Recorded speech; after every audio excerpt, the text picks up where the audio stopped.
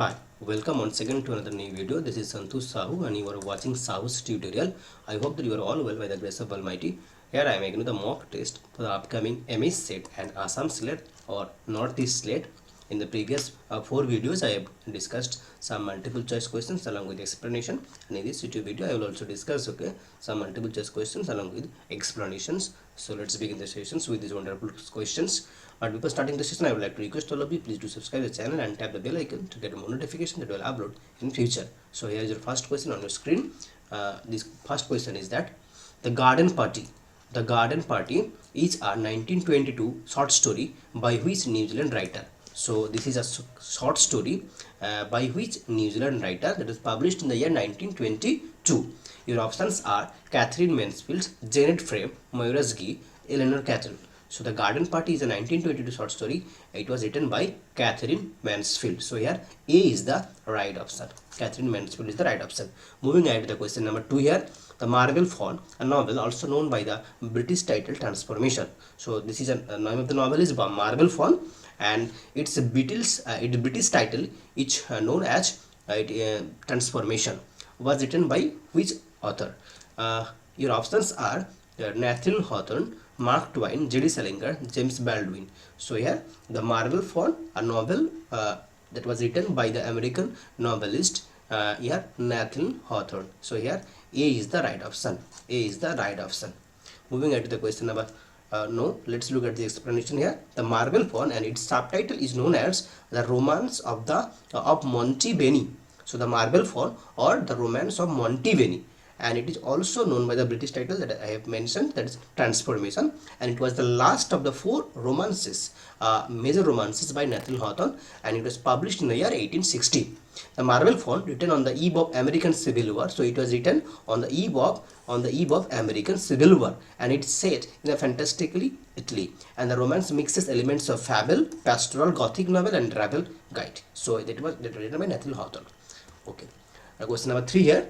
In this one-thought, subtle novel, Hawthorne solves almost all his problems. To which novel does Marcus Conliffe refer in this statement? So in this, the statement is that in this one-thought, subtle novel, Hawthorne solves almost all his problems. So here, to which novel does Marcus Conliffe refer?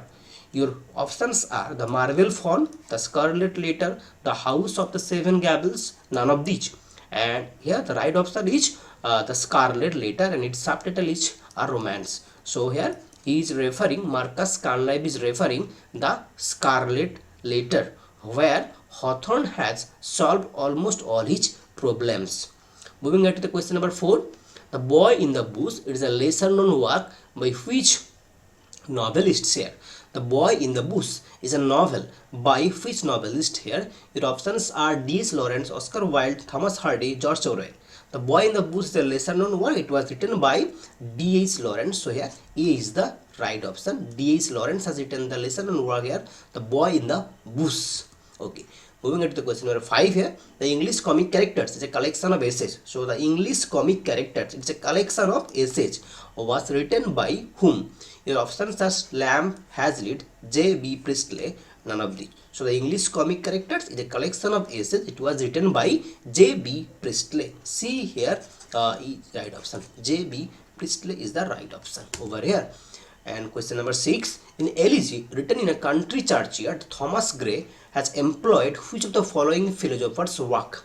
So in Elegy, written in a country churchyard, this is the magnum opus, the famous work by Thomas Gray, and in this work he has employed which of the following philosophers' works? Okay, so here John Locke, Nietzsche, Immanuel Kant, Heidegger.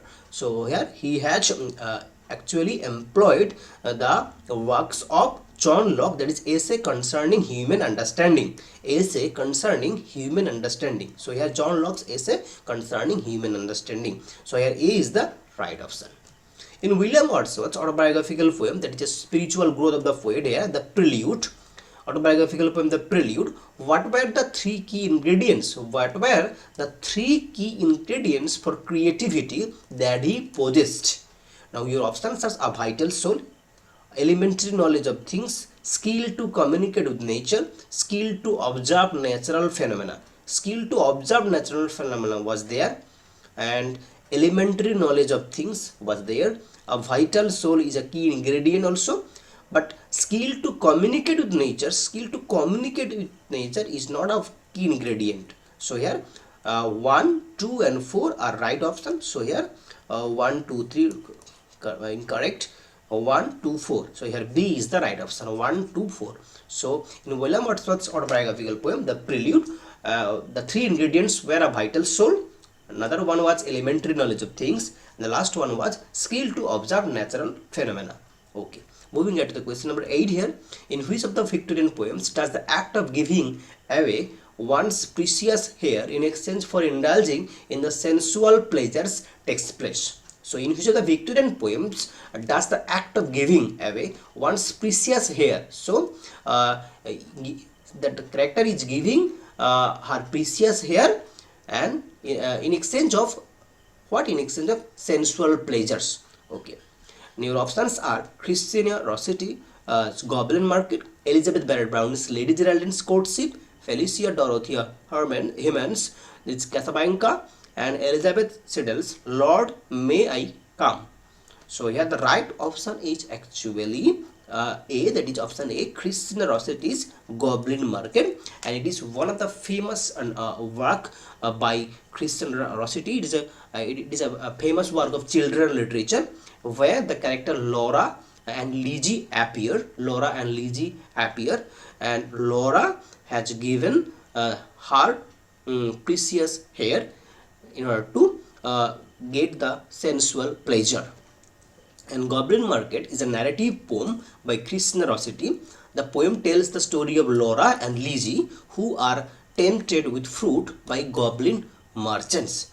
And look at here, that longing for the goblin fruits but having no money. So Laura had no money, but she was longing for the fruits. That's why the impulsive Laura offers to pay a lock of her hair and a tear lock of her hair in exchange of sensual pleasure. That is okay. Now move to the question number 9. Rather than a fixed quality or essence, identity is understood by theorists of gender and sexuality as an ongoing process. So identity is an ongoing process of construction, performance, appropriation or mimicry. And this perspective, this view, strongly influenced by Michel Foucault's theory of sexuality, came to be known as. So this perspective came to be known as, that was influenced by Michel Foucault's theories of sexuality. Your options are gender binary, social constructionism, subjectivity, none of these. So here this perspective is known as social constructionism. Here B is the right option. Social constructionism is the right option. Moving into the question number 10. Sexuality has played a fundamental role in developing modern modes of social organization and the regulation. Who was behind the study, that is history of sexuality? Sexuality has played a fundamental role in developing modern modes of social organization and regulation. And who was behind the study of history of sexuality? Hegel, Freud, Lacan, Foucault. You know that the history of sexuality is a book written by Michel Foucault. So Michel Foucault was behind the study, that is history of sexuality. So here D is the right option. Who among the following is the most influential theorist to explore the idea of sexual and gender identity as a social performance? Who among the following is the most influential theorist? Your options are Hegel, Judith Butler, Susan Gruber, all of these. So the right option is here Judith Butler. Judith Butler is the most influential theorist to explore the idea of sexual and gender identity. So here B is the right option. Judith Butler is the right option. Question number 12 here. Claiming that identity is performatively constituted. What does that writer claim? She is claiming here that identity is performatively constituted. Judith Butler, in her path-breaking work, that is Gender Trouble, formulated a postmodernist notion of gender in line with the deconstructive ethos and contradictory to the traditional notion, and the genders are fixed categories. What? Genders are fixed categories. In which year the magnum opus work, The Gender Trouble, was published? Your options are 1993, 1990, 1992, 1996. So here the right option is 1990. Gender Trouble by Judith Butler was published in the year 1990. So here 1990, here B is the that is B, here 1990, B is the right option, 1990. Moving ahead to the question number 13. Under the authority of a language that had been carefully expurgated so that it was no longer directly named, and sex was taken charge of, tracked down as it were, by discourse that aimed to allow it no obscurity, no respite. Who is quoted here in this line? Say Judith Butler, Monique Wittig, Michel Foucault, and Sigmund Freud. By a discourse under the authority. So here options are Butler, Monique Wittig, Michel Foucault, Sigmund Freud. So here Michel Foucault is quoted here. C is the right option, Michel Foucault. Which of the work by Judith Butler mentioned here indicates the decisive role that public language her chief example is hate speech plays in constituting the performative element of a social life. So there are four works. One is Gender Trouble, another one Performative Acts and Gender Constitution, Excitable Speech, a Politics of the Performative, and Bodies That Matter. Bodies That Matter. So in which work the phrase here hate speech appear also. So here C is the right option, that is Excitable Speech, a Politics of the Performative is the work by Judith Butler, where hate speech plays in constituting the performative element of a social life. So here C is the right option, Excitable Speech by Judith Butler. In Excitable Speech, a Politics of the Performance, Butler surveys the problems of hate speech and censorship. Okay, surveys the problems of what? The problems of hate speech and censorship. Okay. Question number 15. Which of the following is not a work? Is not a work by Judith Butler. The Straight Mind, Undoing Gender is a work by Judith Butler. Bodies That Matter is a work by Judith Butler. Giving an Account of Oneself is a work by Judith Butler. But The Straight Mind is not a work by Judith Butler. Rather, it is a work by Monique Wittig. So here A is the right option, The Straight Mind. And The Straight Mind and Other Essays is a 1992 collection of essays by Monique Wittig. So The Straight Mind was not a work by Judith Butler. Which of the following poems by Robert Browning presents his philosophical vision and compares God to a potter? So in which poem of Robert Browning we do find that that he is presenting his philosophical vision and he is comparing God to a potter. Your options are Sordello, Fra Lippo, Rabbi Ben Ezra, The Laboratory. So here it is Rabbi Ben Ezra is the right option, C. Rabbi Ben Ezra is the right option. Look at here that Rabbi Ben Ezra is a poem by Robert Browning, and where through the metaphor of the potter and the pitcher, Browning explains God's plan for man. Okay, moving on to question number 17. Which of the following Victorian poets praises God for having created dappled things? And this praise appears in the poem Pied Beauty.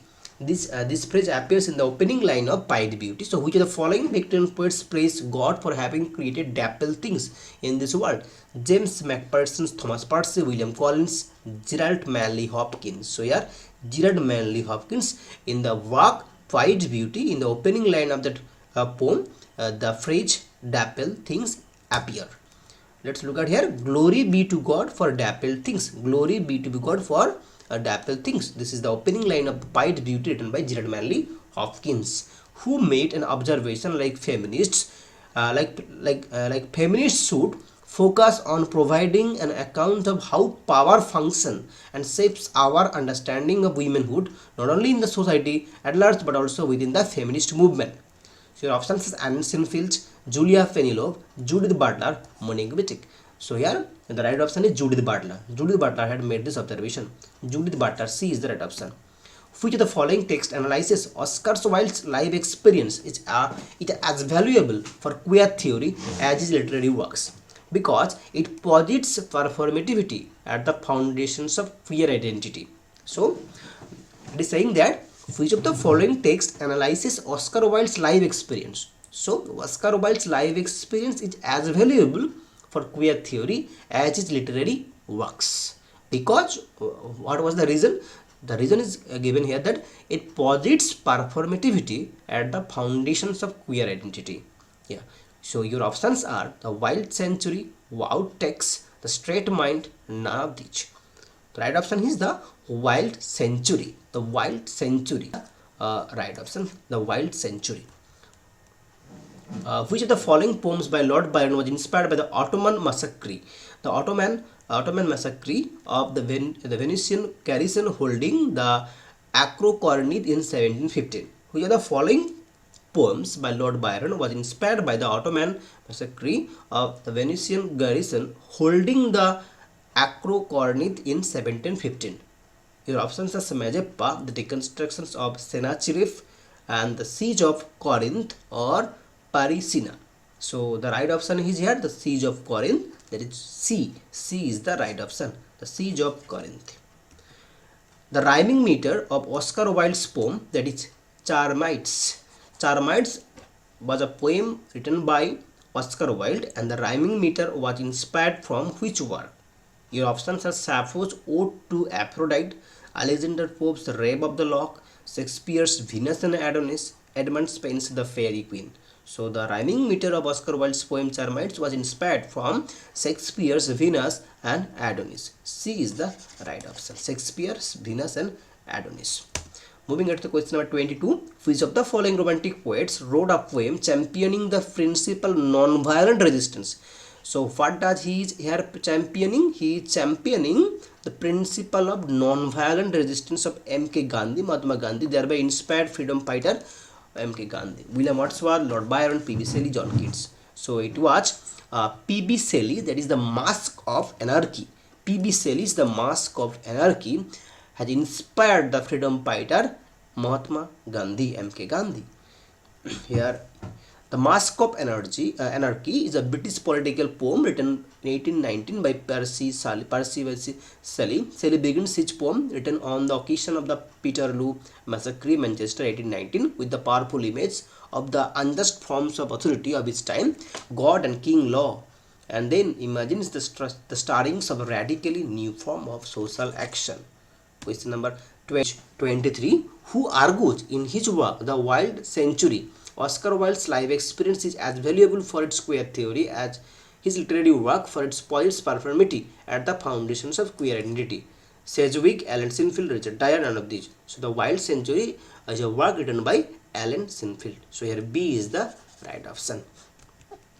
Queer theory 6, among other things, to describe or map out the ways of homosexual or homoerotic desire manifest itself in literary and cultural text. It is strongly reliant on psychoanalytic categories and concepts, but seeks to overcome the heterosexual limits of psychoanalytic theory. Identify the person who is not associated with this movement. Identify the person who is not associated with this movement. What? Queer theory. Queer theory. So Adrian Rees is a part of queer theory. She belongs to Judith Butler, Monique Wittig.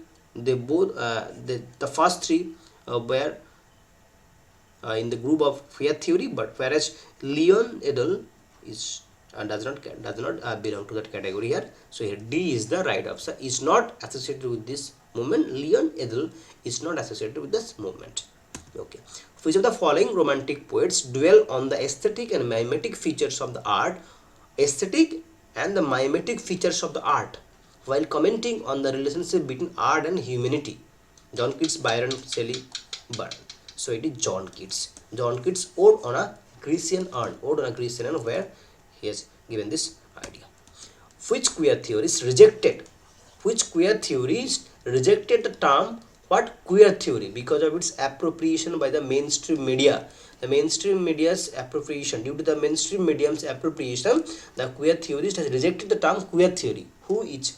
See, Michael Wardner, Teresa de Lauretis, Alice Hansen, none of these. So the right option is here, Teresa de Lauretis. B is the right option. She has rejected the term queer theory because of its appropriation by mainstream media.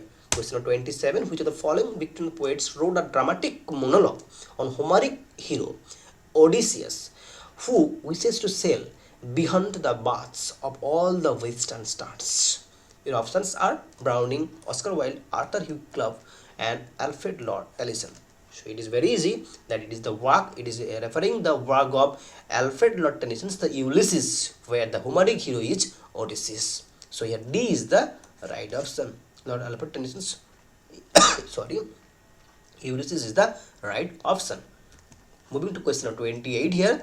The Convergence of the Twain, a poem about the sinking of Titanic, and was authored by which of the following Victorian poets? The Convergence of the Twain is a poem that is about the sinking of Titanic. So there is the incident of sinking of Titanic, and it was written by which Victorian poet? Hopkins, Ernest Henley, Thomas Hardy, George Meredith. So the Convergence of the Twain, it was written by Thomas Hardy. Thomas Hardy has written the Convergence of the Twain. C is the right option. Which of the poems by Robert Southey deals with Hindu theology? So Robert Southey's poem is dealing with Hindu theology. You will have to identify that poem.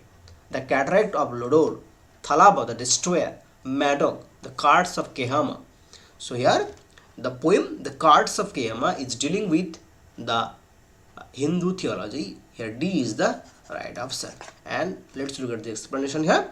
And the Cards of Kehama is a 12 books with first 6 dealing with the various episodes along with the introducing here Hindu theology. The story describes Kehama, who is a Brahmin priest, as he makes sacrifices to Shiva to gain power, and his scheme is to conquer death and attain, that is Amerita, to become a god himself. In Elizabeth Barrett Browning's epic poem, there is a verse novel also called Aurora Lee. This question was asked in a GATE in 2023 here. In Elizabeth Barrett Browning's epic poem, Aurora Lee, who is the second heroine defined by her victimized circumstances. So, who is the second heroine? So, there in Aurora Lee, there are 2 heroines. Here, first one is Aurora Lee, the title character, and the second one is Romney Lee, Lady Walsmer, Marian Early, or Lady Winderley. So here the second heroine defined by her victimized circumstances is Marian Earl. So here C is the right option. C, that is Marian Earl. It is a first person narration from the point of view of Aurora, and its other heroine is Marian Earl, and is an abused self-taught child of itinerant parents. He is the scantiest and frailest of classics in our poetry, but he is a classic, about whom has the Matthew Arnold said this? Chaucer, Gray, Pope, Keats. So here Matthew Arnold, in the study of poetry, in this criticism, in this work of criticism, here he is referring in these lines to Thomas Gray, that Gray is the scantiest and the frailest of classics in our poetry, but he is a classic. So here Gray is the right option. B, that is B is the right option, Gray. Okay.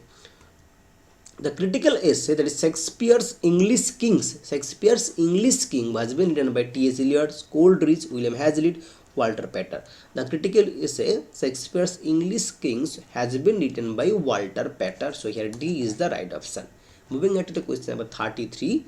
The Auden group, that is a Max Pondy group of poets, that is 1930s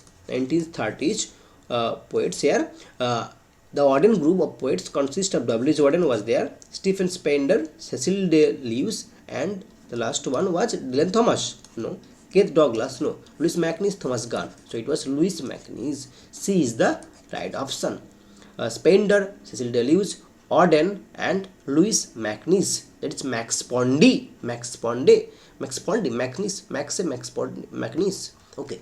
Which of the novels of Lawrence was banned? The Rainbow, Women in Love, Lady Chatterley's Lovers, Kangaroo. So here Lawrence's novel, that is the Lady Chatterley's Lover, it was banned due to obscenity. Due to obscenity, this novel of Lawrence was banned. So here C is the right option over here. Moving on to question 35 here. Which historical event forms the background of Hardy's The Dynast? Hardy's here that is the Dynasts, World War I, the Spanish Civil War, Napoleonic Wars, American War of Independence. So which historical event forms the background of Hardy's Dynast? It was Napoleonic War. So here C is the right option. Let's look at the explanation here. The Dynast is an English language closed drama. It's a closed drama. It's in verse. It was a closed drama in Verse and Approach by Thomas Hardy. Verse and Approach by Thomas Hardy. So it was drama in verse as well as in prose by Thomas Hardy. Hardy himself described this work as an epic drama of the war with Napoleon in 3 parts, 19 acts and 130 scenes. Not counting the 4 scene and the after scene, the exact total number of scene is 131, and the verse is primarily iambic pentameter. So here he has used the iambic pentameter, occasionally tetrameter, and often with rhymes. And the 3 parts were published in 1904, 1906, and in 08. So it was written by Hardy. That is the Thomas. Hardy is the dynasts. Okay. Women in Romanticism was written by Shobha De, Namita Gokhale, Kamala Das, Mina Alexander. So Women in Romanticism was a work by it was written by Mina Alexander. Mina Alexander, the Indian novelist here. Mina Alexander has written Women in Romanticism. Last question here. Which of the following is a novel highly critical of British rule in India and India's caste system, and the plot revolves around 14-year-old boy Muno and his plight due to poverty and Muno and exploitation aided by the social and the political structures in a place. So Muno is the protagonist of which novel?